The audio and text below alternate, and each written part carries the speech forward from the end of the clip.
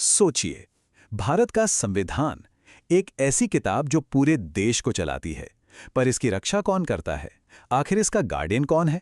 चलिए, आज इसी सवाल का जवाब ढूंढते हैं और भारत के सुप्रीम कोर्ट यानी सर्वोच्च न्यायालय की दुनिया में चलते हैं। देखिए, 1 अरब से ज्यादा लोगों के देश में आखिर कानून पर आखिरी फैसला किसका होगा? ये काफी बड़ा सवाल है ना? और इसका जवाब ही हमें सीधे ले जाता है सुप्रीम कोर्ट की तरफ। यही वो संस्था है जो आखिर में ये पक्का करती है कि देश संविधान के दायरे में ही चले। अच्छा, तो सुप्रीम कोर्ट की ताकत और उसकी जिम्मेदारियों को ठीक से समझने के लिए हम इन 5 खास चीजों पर नजर डालेंगे। पहले हम देखेंगे कि उसे अंतिम व्याख्याता क्यों कहते हैं। फिर इस कोर्ट का गठन कैसे होता है। इसके बाद उसकी सबसे बड़ी शक्ति, समीक्षा की शक्ति की बात करेंगे। फिर आएगा मौलिक अधिकारों का रक्षक और आखिर में समझेंगे कि इसके पास कितनी तरह के काम हैं, मतलब अनेक भूमिकाओं वाला न्यायालय। तो शुरू करते हैं। तो सबसे पहले बात करते हैं सुप्रीम कोर्ट के सबसे बुनियादी काम की। देखिए, इसके पास बहुत सारी जिम्मेदारियां हैं, लेकिन इसका कोर मिशन, उसका मूल काम बस एक है, संविधान का आखिरी मतलब निकालना। ये जो लाइन है ना कि सर्वोच्च न्यायालय संविधान का अंतिम व्याख्याता और संरक्षक है, ये इसके अस्तित्व का पूरा सार है। मतलब जब भी संविधान के किसी हिस्से को लेकर, किसी शब्द को लेकर कोई भी बहस शुरू हो जाती है कि इसका असली मतलब क्या है, तो आखिर में जो सुप्रीम कोर्ट कहेगा वही माना जाएगा, फाइनल वर्ड। और इसी से भारत का जो फेडरल सिस्टम है, मतलब सेंटर और स्टेट्स के बीच पावर का जो बैलेंस है, वो बना रहता है। अच्छा, तो सवाल ये उठता है कि इतनी ताकतवर संस्था बनती कैसे है? और सबसे जरूरी बात, ये कैसे पक्का किया जाता है कि वो बिना किसी भेदभाव के निष्पक्ष होकर काम करे? चलिए, इसकी संरचना यानी इसके स्ट्रक्चर को देखते हैं। तो अभी की बात करें तो सुप्रीम कोर्ट में टोटल 34 जजेस होते हैं। एक होते हैं चीफ जस्टिस ऑफ इंडिया और उनके साथ 33 और जजेस। हाँ, ये नंबर पार्लियामेंट तय करती है और समय के साथ बदल भी सकता है, लेकिन फिलहाल ये संख्या 34 है।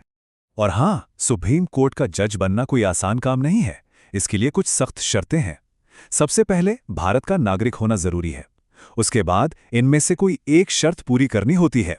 या तो कम से कम 5 साल तक किसी हाईकोर्ट में जज रहे हों, या फिर कम से कम 10 साल तक हाईकोर्ट में वकालत की हो, या फिर राष्ट्रपति की नज़र में एक बहुत ही जानी मानी कानूनी हस्ती यानी डिस्टिंग्विश्ड जूरिस्ट हो। ये सख्त नियम इसलिए हैं ताकि सिर्फ सबसे अनुभवी और काबिल लोग ही इस कुर्सी तक पहुंच पाएं। अब इन जजेस की नियुक्ति यानी अपॉइंटमेंट कैसे होती है? यहाँ एक खास सिस्टम काम करता है जिसे कहते हैं कॉलेजियम प्रणाली। इसमें होता यह है कि सुप्रीम कोर्ट के ही सबसे सीनियर जजेस मिलकर एक पैनल बनाते हैं जिसे कॉलेजियम कहते हैं, और वही नए जजेस के लिए नामों की सिफारिश करते हैं। ये सिफारिश फिर भारत के राष्ट्रपति के पास जाती है और राष्ट्रपति आखिरी नियुक्ति करते हैं। इस सिस्टम को इसलिए बनाया गया था ताकि जुडिशरी यानी न्यायपालिका सरकार के असर से आज़ाद रह सके। हाँ, इसकी ट्रांसपेरेंसी पर अक्सर बातें और बहस होती रहती हैं, पर सिस्टम फिलहाल यही है। देखिए, ये आज़ादी, ये इंडिपेंडेंस कोर्ट के लिए बहुत ज़रूरी है। इसी से तो वो नागरिकों के अधिकारों की रक्षा बिना किसी दबाव के कर पाती है। इसके लिए कई इंतजाम भी हैं, जैसे जजेस के कार्यकाल की सुरक्षा, उनकी सैलरी फिक्स होती है। ये सब इसलिए ताकि वो बिना किसी डर के, बिना किसी लालच के निष्पक्ष फैसले ले सकें। और यही आज़ादी तो हमारे लोकतंत्र की नींव है। चलिए, अब आते हैं सुप्रीम कोर्ट की शायद सबसे बड़ी, सबसे महत्वपूर्ण शक्ति पर। यह है न्यायिक समीक्षा। न्यायिक समीक्षा का मतलब क्या है? बिल्कुल साफ शब्दों में, यह सुप्रीम कोर्ट की वो ताकत है जिससे वो सरकार के बनाए कानूनों और फैसलों को संविधान के तराजू पर तौलती है। और अगर कोर्ट को लगता है कि कोई कानून या सरकारी काम संविधान का उल्लंघन कर रहा है, तो वो उसे रद्द कर सकती है, उसे अमान्य घोषित कर सकती है। ये शक्ति सरकार पर एक चेक, एक लगाम का काम करती है। और ये सिर्फ कोई किताबी कॉन्सेप्ट नहीं है। असल दुनिया में भी न्यायिक समीक्षा को सरकारी ताकत को कंट्रोल करने का सबसे जरूरी टूल माना जाता है। यही वो चीज़ है जो पक्का करती है कि सरकार अपनी हदों में रहे और अपनी शक्तियों का गलत इस्तेमाल ना करे। यहाँ पे हमारे लोकतंत्र का एक बहुत ही नाजुक संतुलन, एक डेलिकेट बैलेंस देखने को मिलता है। एक तरफ है पार्लियामेंट, जिसे जनता ने कानून बनाने के लिए चुना है। उनके पास संविधान में बदलाव करने की, उसे अमेंड करने की भी शक्ति है। लेकिन दूसरी तरफ है सुप्रीम कोर्ट, जिसके पास समीक्षा की शक्ति है। कोर्ट ये देखता है कि पार्लियामेंट द्वारा किया गया कोई भी बदलाव संविधान के मूल ढांचे को तो खत्म नहीं कर रहा। ये एक कांस्टेंट चेक एंड बैलेंस है। तो अब तक हमने कोर्ट के स्ट्रक्चर और सरकार पर उसके कंट्रोल की बात की, लेकिन सुप्रीम कोर्ट की ये शक्तियां एक आम इंसान की जिंदगी पर सीधा असर कैसे डालती हैं? इसका जवाब है उनके मौलिक अधिकारों की रक्षा करके। हमारे संविधान ने हर नागरिक को कुछ बुनियादी मौलिक अधिकार दिए हैं और सुप्रीम कोर्ट इन्हीं मौलिक अधिकारों का रक्षक है, उनका प्रोटेक्टर है। इसका मतलब यह है कि अगर किसी भी नागरिक को लगता है कि उसके समानता के अधिकार, आज़ादी के अधिकार या जीने के अधिकार का हनन हो रहा है, तो वो सीधे सुप्रीम कोर्ट जा सकता है। और इसी सिलसिले में एक बहुत ही जरूरी चीज आई जिसे हम कहते हैं जनहित याचिका, यानी PIL। ये एक ऐसा कानूनी टूल है जिसने भारत में न्याय तक लोगों की पहुंच को बिल्कुल बदल कर रख दिया।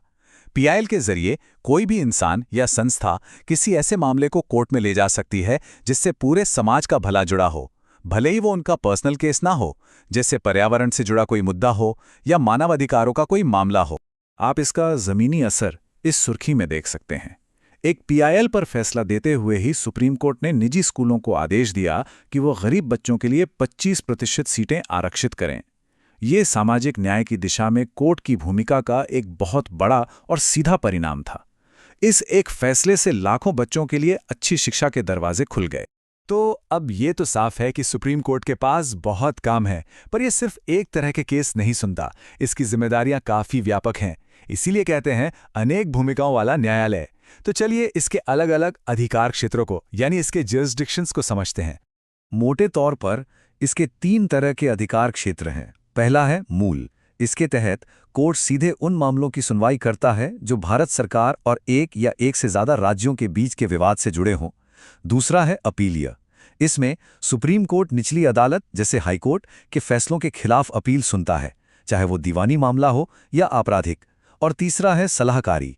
इसमें अगर भारत के राष्ट्रपति को कानून या किसी तथ्य पर कोई सलाह चाहिए तो वो मामला सुप्रीम कोर्ट को भेज सकते हैं और कोर्ट उस पर अपनी राय देता है।